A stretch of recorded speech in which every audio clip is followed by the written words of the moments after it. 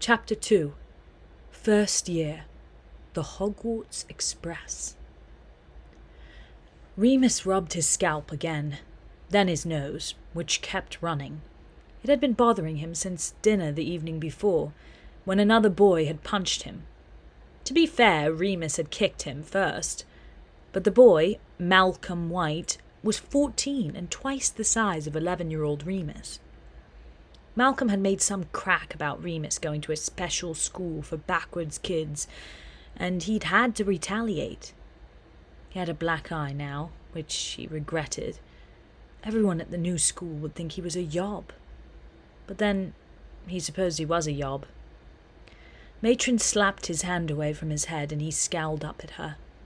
They stood in the huge ticket hall at King's Cross, staring at 2 platform numbers. There was number 9, then number 10. Matron looked at the letter in her hand again. "For goodness sake," she muttered. "We have to run at the barriers," Remus said. "I told you." "Don't be ridiculous," Matron said. "I'm not running at anything." "I'll go then. Leave me here." Remus had only half believed Dumbledore when he explained how to access platform 9 3/4, but then packages had started arriving for him, delivered by owls and containing strange books and weird clothes and all sorts of oddments like quills and parchment. Dumbledore had been unfailingly generous over the past month. He presented Remus with a list of things he would need for his new school, and promised to send him as much of it as he could from the second-hand supplies at Hogwarts. Now Remus was willing to believe almost anything the old man said. He'd never owned so many possessions before, and was actually glad when Matron had locked everything in her office so it wouldn't get pinched by the other boys. Now it had all been crammed into a battered old charity shop suitcase, which he had to hold in a very particular way so it didn't fall apart. "I'm not leaving you anywhere, Lupin. Just wait there while I find a guard." Matron clipped off towards the ticket office, her big backside wobbling as she went. Remus glanced about furtively, then licked his lips. It might be his only chance.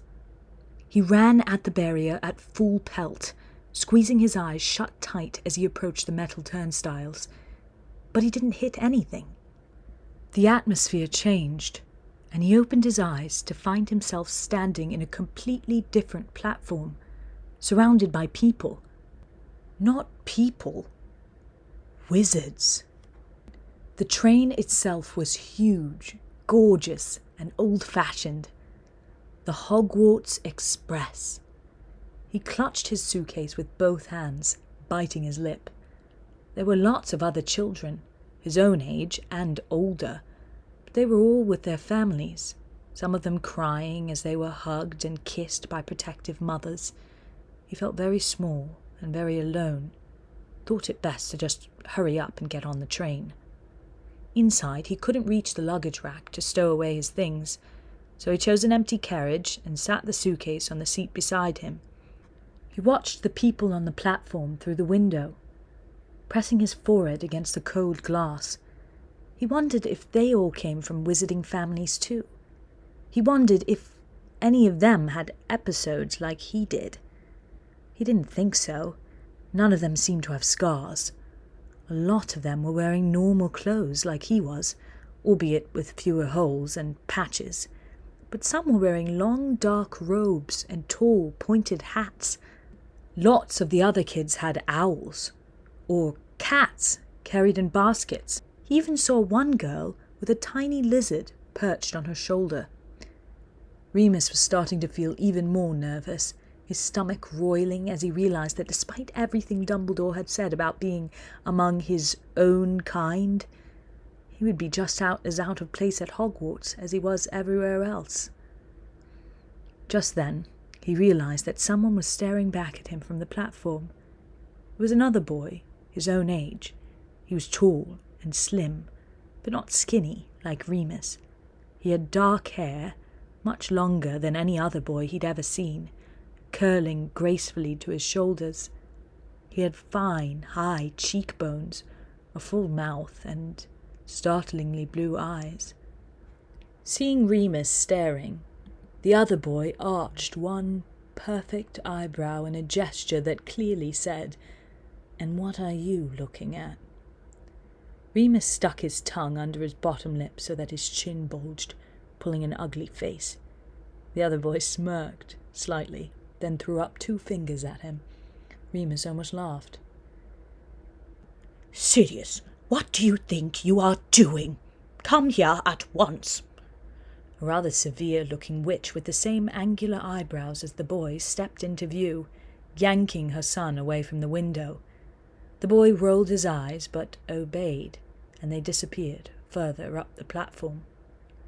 Remus sat back in the beaten leather seat and sighed. He was getting hungry.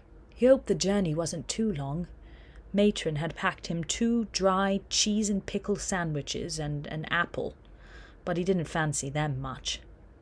After a few more minutes, the door to his compartment burst open, and a girl came rushing in. She ignored Remus, flying to the window, pressing her hands against the glass and waving frantically at her family standing on the platform. She was small and pale, with bright red hair pulled back in a tight plait. Her face was blotchy from crying. She kept waving as the train drew away, and her parents waved back, blowing kisses. A sour-faced girl stood beside them, her arms folded. Once the train had completely left the station, the red-haired girl sat down opposite Remus, sighing deeply. She looked at him with huge green eyes, glistening with tears. "It's so horrid saying goodbye, isn't it?" She had a high, middle-class accent.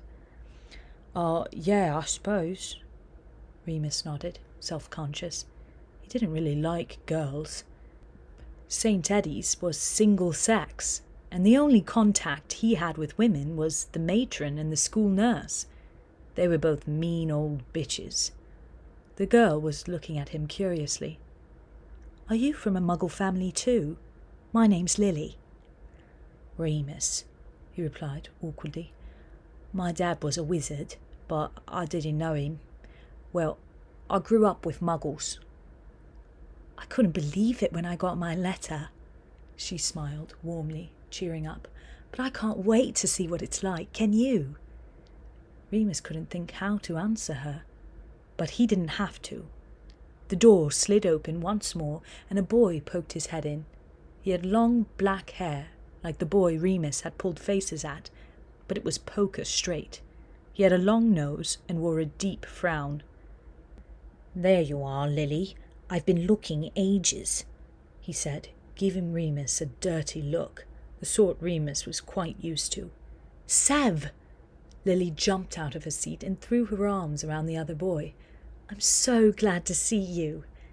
He patted her shoulder, shyly, his cheek slightly pink. "Come and sit in my carriage. There's plenty of room." "Oh," Lily looked back. "Can Remus come? He's all by himself." "I'm not sure." The other boy, Sev, looked Remus up and down, taking him in piece by piece. The thuggish haircut, the fraying jeans, the worn-out t-shirt, the second-hand suitcase. "There might not be that much room." Remus slouched down in his seat, propping his feet up on the bench opposite. "Get lost, then. I don't want to go your stupid carriage." He looked out of the window, purposefully. Lily and the other boy left. Remus let his feet drop back to the floor. He sighed. It was noisy outside his little compartment. He could hear shrieking and laughter, and owls hooting, and a few younger students still crying. Once again, he found himself locked away from everyone else. He was starting to wonder if that was just his lot in life. Perhaps once he got to this Hogwarts place, they'd force him to sleep in a cell all by himself too. There was a sudden rap at the door, a short, cheerful tune, and it opened once more. Remus slouched even further down in his seat as a friendly-faced boy with a mess of dark hair and large round glasses entered, grinning. "Hiya!" He held out a hand to Remus. "First year? Me too. I'm James." He nodded his head back to a short boy who had followed him in. "This is Peter." Remus shook James's hand. It felt easy and comfortable. For the first time, the tight coil in his stomach began to unwind. "Remus, can we sit here? Everywhere else is full, and Peter's getting train sick." "I'm not," Peter murmured, taking a seat opposite Remus, eyeing him warily. He did look a bit green. He rubbed his hands together in his lap and stared at the floor. "Know what house you'll be in?" James asked Remus directly. Remus shook his head. He didn't know anything about houses. Was that where they'd be sleeping? "What were your parents in?" James persisted. "Did they go to Hogwarts?" Remus nodded slowly. "My dad did. I don't know what house, though. My mom didn't. She was not a muggle." Peter looked up suddenly.